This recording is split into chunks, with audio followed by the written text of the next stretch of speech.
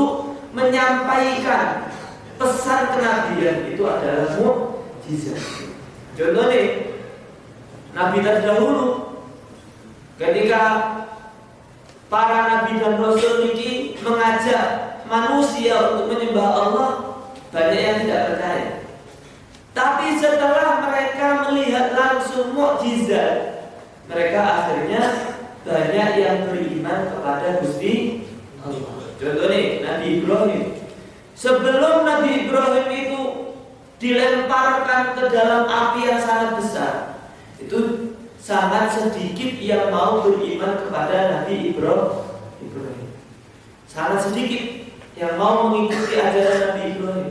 Tapi setelah semua manusia melihat mukjizat Nabi Ibrahim, dibakar boten kobong, dibakar tidak hangus, akhirnya banyak yang beriman kepada Allah melalui Nabi Ibrahim. Nah, jadi mukjizat itu cara paling efektif untuk menyampaikan pesan kenabian.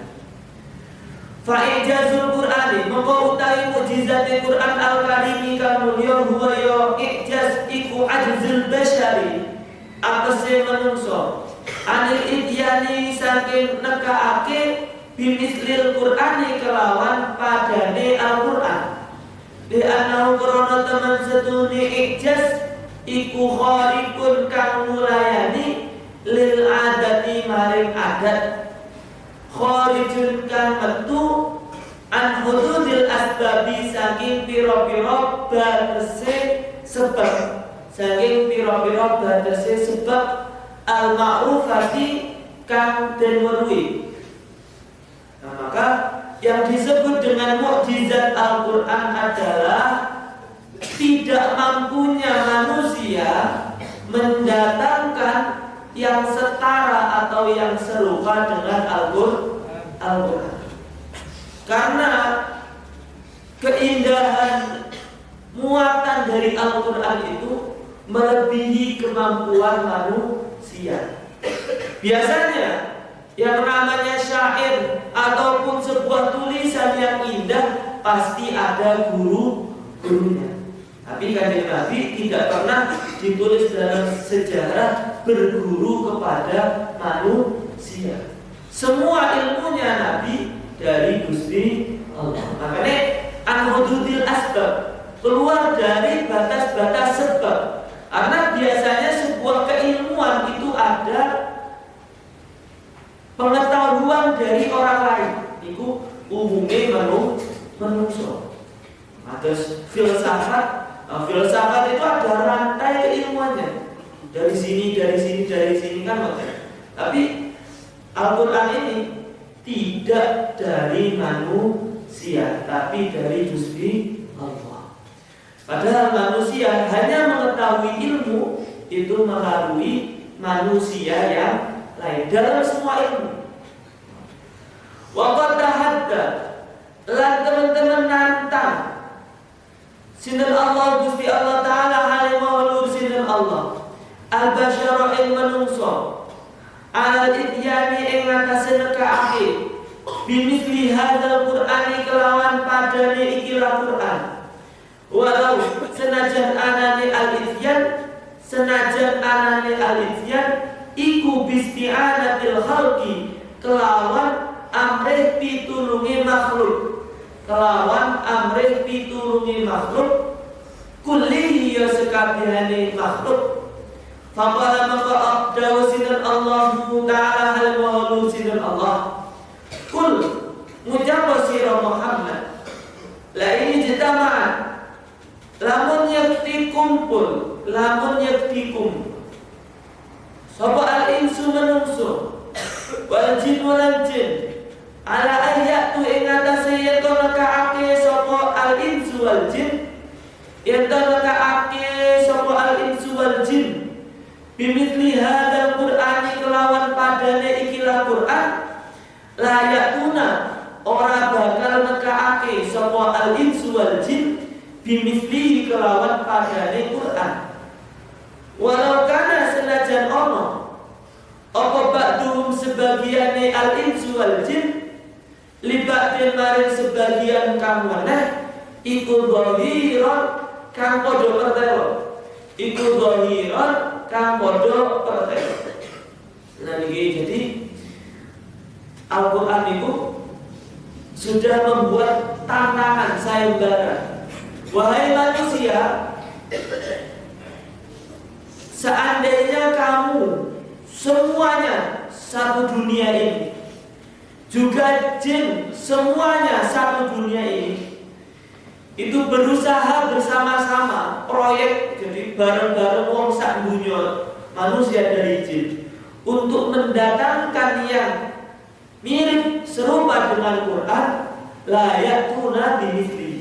Tidak bakal mungkin kalian untuk mendatangkan yang serupa dengan Al-Quran. Dari kenapa sudah ada garansi, tidak mungkin bisa. Bahkan seandainya orang itu memiliki keahlian bersyair tingkat tinggi, tidak mungkin bisa.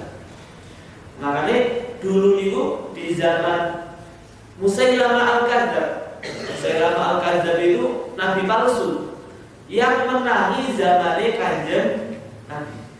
Musailamah Al-Kadzdzab ini juga pernah dia punya keinginan untuk menandingi Quran. Akhirnya Musailamah itu membuat karangan sendiri surat Al-Fil, tapi nyontek dari surat Al-Fil yang ada dalam Al-Fil, Mal-Fil dan seterusnya. Lah niku tidak akan mampu. Karena apa? Karena tidak sama buatan manusia dengan buatannya Gusti Allah. Semuanya tahaddatsu lilantang sinten Allah taala alaihi. Satu surat saja. Satu surat terpendek itu adalah surat apa? Al-Kautsar. Mendatangkan surat Kautsar yang itu hanya 3 ayat saja, manusia tidak akan mampu. Padahal itu sangat pendek. Tapi satu surat yang cuma 3 ayat ini, seandainya semua manusia dan jin itu dikumpulkan untuk membuat 3 ayat itu, satu baris niki mawon, tidak akan mampu. Ini keistimewaan Al-Quran. Dan Al-Quran sudah menggaransi walan taf'alu, dan kalian tidak akan mungkin bisa. Jadi huruf lan masuk kepada fi'il mudhari' bermakna tidak akan mungkin. Ma iku apa hiya ya mawujuhul ijazi utawi pira-pira wajah ijaz minal Qur'ani saking Qur'an al-karimi kang mulya. Wa'lam lan warwasira anna wujuhal ijazi ing temen setuhune pira-pira wajah ijaz fil Qur'ani ing dalam Al-Qur'an al-karimi kang mulya iku latan hasiru, ora dadi karingkes apa wujuh, ora dadi karingkes apa wujuh ala adadin ing atase wilangan, ala adadin ing atase wilangan muayyanin kang den tertentuake. Ba inna kullamu ta'ammilin, balik temen setuhune saben-saben wong kang angen-angen, saben-saben wong kang angen-angen fil Qur'ani ing dalam Al-Qur'an al-karimi kang mulya. Saya dharu bakal pertelo, saya dharu bakal pertelo lahu maring kullu muta'ammil, lahu maring kullu muta'ammil minhu saking Al-Qur'an apa ma perkara layag haru kang ora pertelo, layag haru kang ora pertelo apa ma li ghairihi maring liyane kullun, li ghairihi maring liyane kullun. Fal Qur'anu mongko utawi Al-Qur'an iku bahrul ulumi, samudrane ilmu, samudrane ilmu. La sahila kang ora ana gisik iku maujud. Gisik niku artinya tepi, tidak mungkin ada tepinya. Padahal setiap laut pasti ada tepinya, atau pasti ada pulau yang membatasi laut tersebut.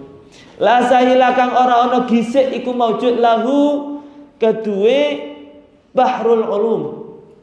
Nah, ini Maka mukjizat Al-Quran itu tidak bisa dihitung, tidak akan mampu dihitung oleh manusia. Karena Quran itu termasuk kalamullah. Nah, dan surat Al-Kahfi, dan akhir surat Al-Kahfi Allah sampun menegaskan, qul law kanal bahru midadan li kalimati rabbi lanafidal bahru qabla an tanfada kalimatu rabbi walau ji'na bimithlihi madada.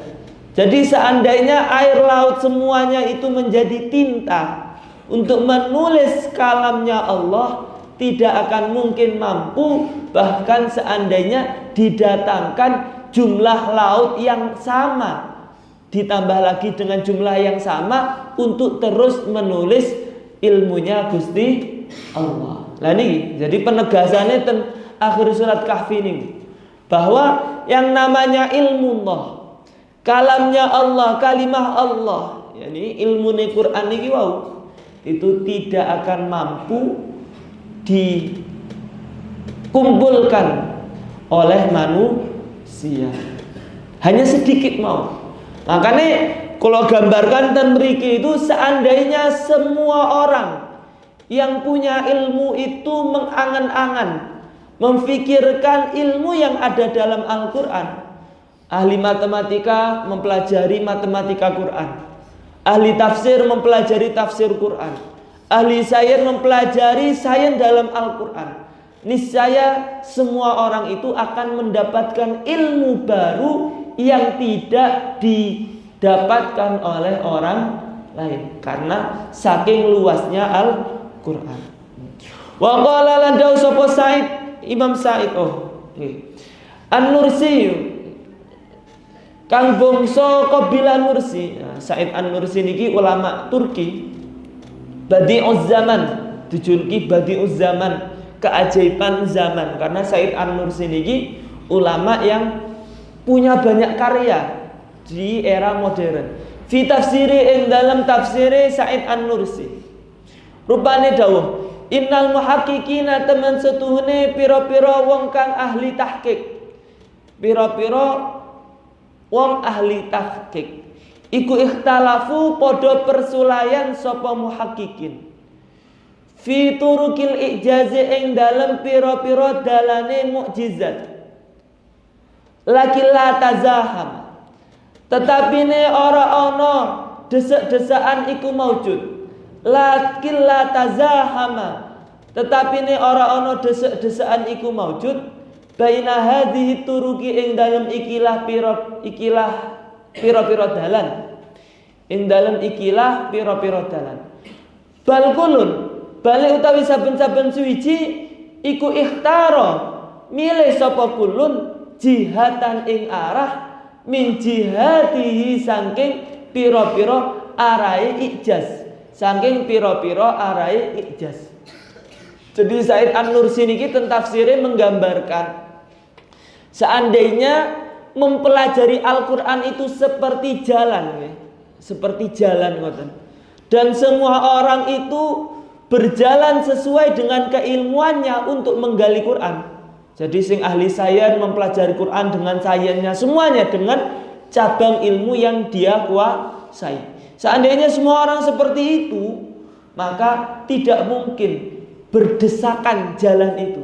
Jadi tidak mungkin orang-orang itu menemukan ilmu yang sama. Semuanya mendapatkan ilmu baru yang tidak pernah dia ketahui. Contohnya mohon tafsir. Tafsir itu sudah dipelajari sejak zaman para sahabat. Ada tafsir Imam Ibnu Abbas, Abdullah bin Mas'ud, Ali bin Abi Thalib. Terus bawahnya lagi ada tafsirannya para tabi'in, di antaranya adalah Al-Hasan Al-Basri, ada Qatadah, ada Sa'ad. Nah ini banyak sekali. Mufassir itu setiap zaman selalu banyak. Tapi sampai sekarang selalu ada tafsir baru yang melengkapi tafsir ulama terdahulu. Nih, makanya luar biasa nih Quran tidak habis-habis untuk dipelajari. Wa min wajil ijazi, Wa min wajhil ijazilan iku saking arahi mukjizat. Ar-raisi kang bangsa pokok atau mukjizat yang paling pokok dari Quran. Alladzi kang ittafaqa kang sepakat alaihi ing atase alladzi sapa jamaahirul ulama'i luweh akeh-akehi ulama. Jamak dari lafaz jumhur, jamaahir. Awalan ing dalem kawitane al-ijazu utawi mukjizat al-bayani kang bangsa nerangake linazmi maring runtutan al-Qur'ani kang bangsa Quran. Fahada mengko utawi ikilah mengkon al-ijaz al-bayani iku ijazun mukjizat fi tariqi ta'lifi hurufihi ing dalam ngumpulake hurufe Quran wa kalimatihi lan kalimate Quran wa tariqat isti'maliha lan dalan amrih nggunakake huruf kalimat fil aghradi ing dalem pira-pira sejo alladzi kang yatakallamu kang guneman apa Quran anha saking allati lil dilalati krana arai nuduhake alal ma'ani ing ngatasé pira-pira makna bi audhahi ibaratin kelawan luweh pertelone tetembungan wa min misalilan iku saking padani al-ijaz al-bayan qaulu utawi dawuh Allah taala halimah ulur sinten Allah walakum lan iku tetep kedue sira kabeh fil qisasi ing dalem hukum kisos hayatun utawi urip ya ulil albabi he eling-eling wong kang anduweni akal he eling-eling wong kang anduweni akal la'allakum supaya ana sira kabeh iku tatakuna padha takwa sira kabeh. Fa inna fi mongko temen setune iku tetep ing dalem niki qaulu ta'ala makna ini ana makna loro mutaqabila ini kang bandingi karone ada dua makna yang saling berbandingan. Yang pertama kisos itu adalah hukum membunuh orang yang membunuh. Jadi hukuman mati oleh pemerintah diberikan kepada orang yang membunuh. Itu kan kisos. Berarti kisos itu kan hukum mati. Lah hayatun itu adalah kehidupan. Bagaimana Al-Quran merangkai antara hidup dan mati dalam satu ayat. Nah ini wa huma utawi maknanya ini mutaqabila ini iku al-qisasu hukum kisos, hukum mati, hukum kisos. Wal hayatu lan sifat urip. Wa minal gharabati lan iku saking perkara kang samar atau unik nggih. Gharabah niku unik atau pokoknya suatu hal yang tidak pada umumnya. Longko, biasanya wonten ulama sing maknai gharabah niku longko. Wa minal gharabati lan iku saking perkara kang longko. Ja'lul qatli utawi ndadekake mateni. Allazi kang yafutu kang ngepotake. Yufawwitu kang ngepotake apa qatlu al hayata ing sifat urip. Dzarfan ing dalem dadi wadah tempat lil hayati maring sifat urip. Nah, ini Allah mengatakan dan ayat niki dan di dalam hukum mati ada kehidupan. Jadi kehidupan tapi ditaruh di dalam hukum mati kan aneh. Padahal hidup dan mati itu saling bertentangan. Lo wong urip yo gak mati, lek mati berarti gak urip. Gambarane ngoten. Wa hadza utawi ikilah mengkono wa minal gharabati ja'lul qatli ilah. Iku fa innal insana mongko temen setuhune manungsa iku idza alima ing dalem nalikane weruh sapa insan. Iku idza alima ing dalem nalikane weruh sapa insan. Anau ing temen setuhune insan. Iku idza qatala ing dalem nalikane mateni sapa insan. Ing dalem nalikane mateni sapa insan ya uktusa mongko den kisos sapa insan. Uktusa mongko den kisos sapa insan minhu saking sebab qatlu.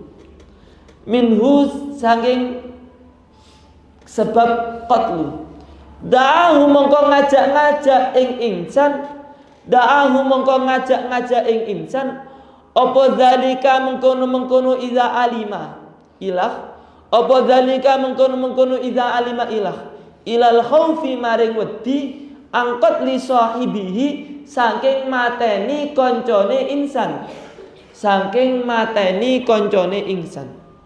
Faka ana mongko kaya-kaya temen setuhune insan. Kaya-kaya temen setuhune insan iku ahya nguripake sapa insan. Nguripake sapa insan nafsahu ing awak dhewe ne insan wa ghairahu lan liyane insan. Fayakunu mongko ana apa al-qisasu hukum qisas iku hayatan dadi sifat urip lahum maring al-insan wa sahibihi ilah. Lahum maring al-insan wa sahibihi ilah. Fahada mongko utawi ikilah qauluhu ta'ala iku afsahu luweh fasih. Iku afsahu luweh fasih angqaulil arabi saking pengucape wong Arab. Anil kisosi saking hukum kisos bil qatli kelawan mateni. Al qatlu utawi mateni iku anfa luweh ngilangake. Iku anfa luweh ngilangake lil qatli maring mateni. Lil qatli maring mateni. Lah niki. Jadi bahasane Al-Qur'an itu sangat indah. Ini adalah mukjizat yang pertama. Bagaimana Al-Qur'an itu merangkai sebuah kata dengan kata yang lain, atau menceritakan sebuah kisah yang diulang-ulangi dalam Quran itu dengan susunan yang bermacam-macam, yang berbeda-beda. Contohnya kalau beri contoh kecil, kisah Nabi Musa dan Fir'aun. Kisah Nabi Musa dan Fir'aun itu dijelaskan dalam berbagai surat dalam Quran. Tapi rangkaiannya, susunannya itu berbeda-beda. Kisah Musa dan Fir'aun di dalam surat An-Nazi'at beda dengan di surat Thaha, beda dengan di surat A'raf, beda dengan di surat Ibrahim. Semuanya berbeda-beda. Itu semuanya membuat manusia tidak pernah bosan untuk mempelajari rangkaian Al-Qur'an. Ini istimewanya. Contohnya niki ten ayat niki, walakum fil qisasi hayatun. Kata-katanya indah. Dan bagi kalian di dalam hukum mati ada kehidupan. Tentu manusia biasa berpikir bagaimana mungkin hukum mati itu kan berarti mematikan orang. Kok ada kehidupan? Oh, ternyata hikmahnya adalah ketika manusia tahu kalau dia akan dihukum mati kalau membunuh orang lain, maka dia akan menjauhi membunuh orang lain, takut dengan ancaman hukuman. Maka dengan ini berarti dia menyelamatkan hidupnya dan hidup orang lain. Nah, ini bahasanya sangat indah. Ini lebih indah daripada kata-kata orang Arab al-qatlu anfalil qatli. Karena apa? Karena al-qatlu anfalil qatli itu tidak ada keindahannya sama sekali. Al-qatlu pertama bermakna membunuh.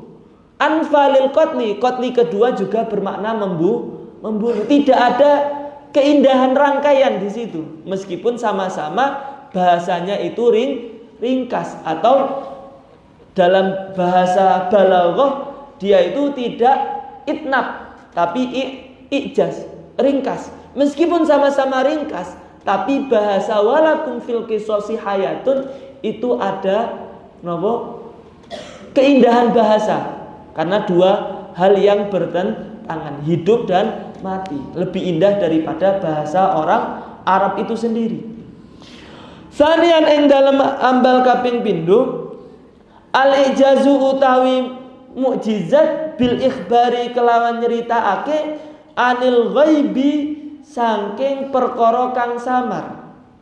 Fa fihi mongko iku tetep ing dalam Al-Qur'an al-ikhbaru utawi nyeritakake anil ghuyubi saking pira-pira samar, saking pira-pira samar fil mustaqbali ing dalam zaman kang arep teka, masa depan, wal ikhbari lan nyeritakake anil ghuyubi saking pira-pira perkara samar fil madi ing dalam perkara kang wis liwat, zaman yang telah lampau.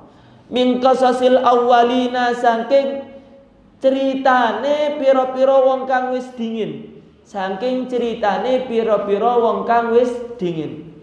Wa khalqis samawati lan nyiptakake pira-pira langit, nyiptakake pira-pira langit, wal ardi lan bumi, wa ghairi zalika lan liyane mengkono-mengkono as-samawati wal ard, wal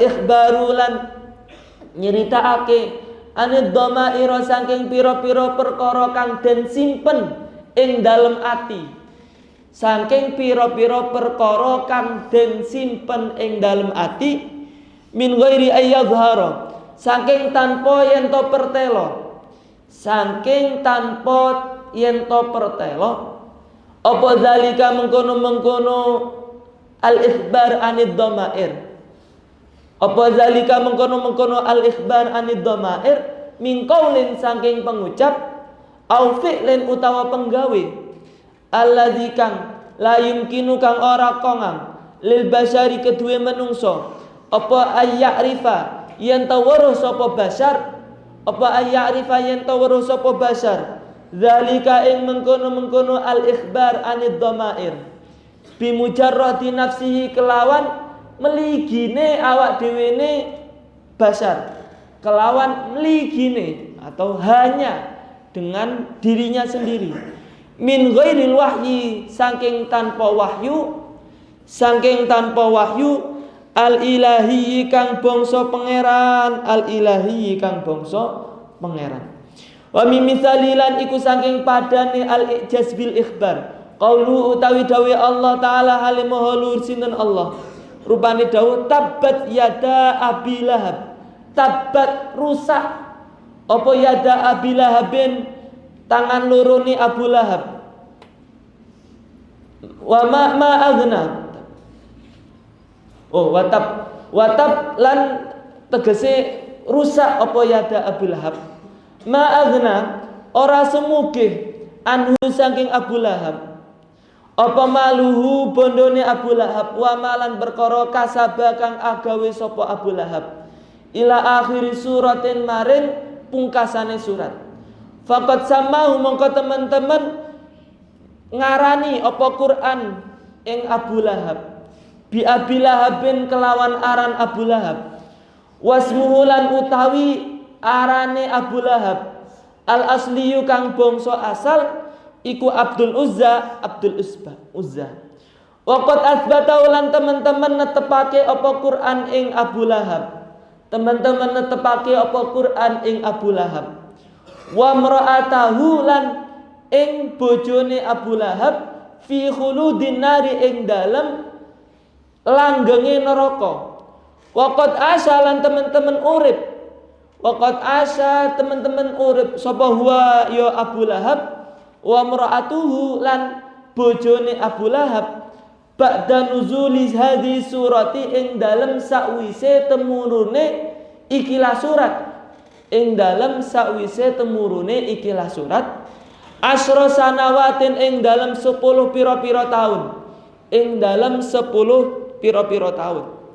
Falau qala mongko lamun ngucap sapa Abu Lahab awi mra'atuhu utawa bojone Abi Lahab allati kang ismuha kang utawi arane imra'atuhu ismuha kang utawi arane imra'atuhu iku Urwa binti Harb.